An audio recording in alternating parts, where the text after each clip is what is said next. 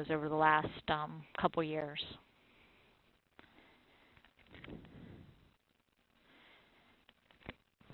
So I think what we're going to do is demonstrate WebChip, and we're going to look at a couple questions. So if I were to talk about this as how this works in class, I would actually have had my students develop these questions rather than give it to them. And that has worked really well for me pedagogically. So I would have kind of showed them what we were going to be doing and then asked them, what questions would you have if you were going to look at this? And what we're going to show today is a module, one of the SSDAN modules. We're not going to show the whole module. And I'm trying to click on that, JP. It's not going. Okay, sorry. I know you can't see this very well, and it really wasn't our intent, but this is an example of a module that I didn't develop. I thought it would be really important to show you that it's relatively easy to use someone else's module. I wouldn't recommend using it without testing it first, but there are several in there that were made at for the introductory level. And this is one that I've been able to adapt and use in my own courses. And Jill Boma is at Berea College. And I thought I would show one that someone else had developed rather than my own. I have several, but it's easier to use your own. But it's exciting, I think, to use other folks' work. And this one's been really easily adapted to my courses. And I've changed it a little bit to fit what I do in class. But this is one that is pretty straightforward. It would be a good introductory exercise, and really recommend that you hopefully take some time to look at them and kind of see the next page of that. So yes, you can't see them, but if you go to the SSDAN website, you would be able to do that. So what we're going to do is just a very small piece of that module today and demonstrate one particular crosstab analysis that you could do. And again, just really quickly showing, I debate this. So if I'm thinking about scaffolding, and the very first time I do this in class, I would actually show them how to develop a table.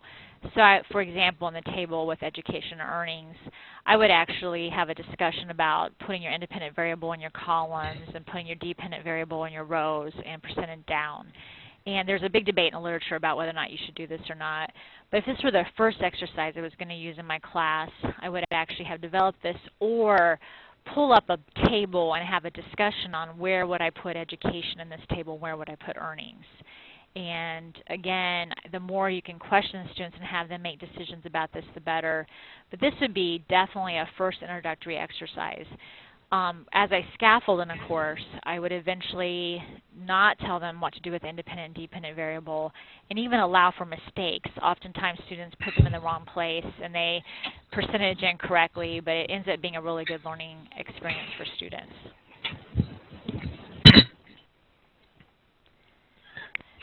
And I can hit on a little bit about this, but going back to the data set that we need to use to address these questions, we've identified one that that has the variables that we need that really looks at this, and one that we can point out is the 2005 American Community Survey data set that's workim05.dat.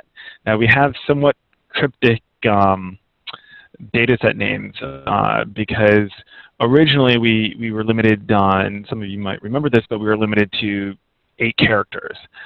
So a lot of the data set names, we still try to conform to that 8-character limit. So if you look at some of these data sets, you'll start to quickly pick out what the titles actually mean. So WorkIM has to do with work or employment and immigration. And the 05 refers back to the 2005 American Community Survey, which is the source for this data.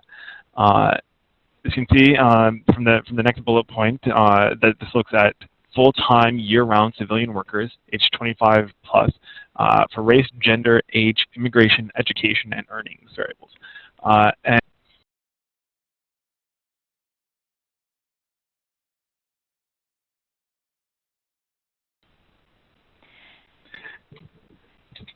And so, I just want to add, I want to add, I remember when we first started this at our institution, and we had faculty that had not really even done quantitative literacy. We had faculty that had been in our institution for quite some time, and when they went to the workshop and we have one faculty member in particular who didn't really think it was possible to introduce this level of work at an introductory level at a community college, and now he's like the biggest cheerleader, and he's actually having his students do he's an urban sociologist, and he has his students actually doing GIS now out in the community and doing all kinds of work. And I think he learned, and I think it's a valuable lesson for everyone, that I think our students can do more than we give them credit for, and I think this is a great teaching tool to use in the classroom.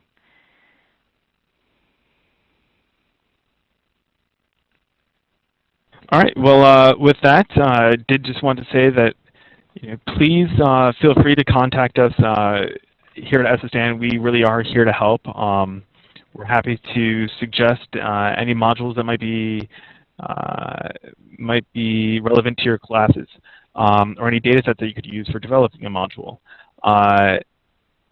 We will also likely be contacting you in the future with a little survey about your experience here, and with some future events. We hope to hold more webinars going ahead in the future. This was our first one, really targeting community college faculty. So we hope to follow up with this, get into a little bit more, some more advanced concepts and a little bit more advanced work, as well as some other resources that we have both at SSDAN and that we can point you to that we're familiar with. And I would also like to, at this point, make sure to thank Kathy Rowell for being such a good sport and being willing to help us out with this presentation. She's always been a great resource for us and a great friend to us. So I would like to say thank you to her for helping out today. And I want to thank JP and also Jane for all their assistance. I've done one of these before, and this is my second one, and it's always a learning experience. But I think it's great. I mean, more and more faculty and staff across this country are using webinars, and I think it's a really wonderful tool and way to learn new resources. So thank you to both of you. Thanks. All right. With that, then we'll open it up to whether or not if you have any questions. So again, if you have any questions, feel free to unmute yourself, or if you'd like to just type them in the chat window. I think typically I will get those, and I can just repeat them on if you want to remain anonymous.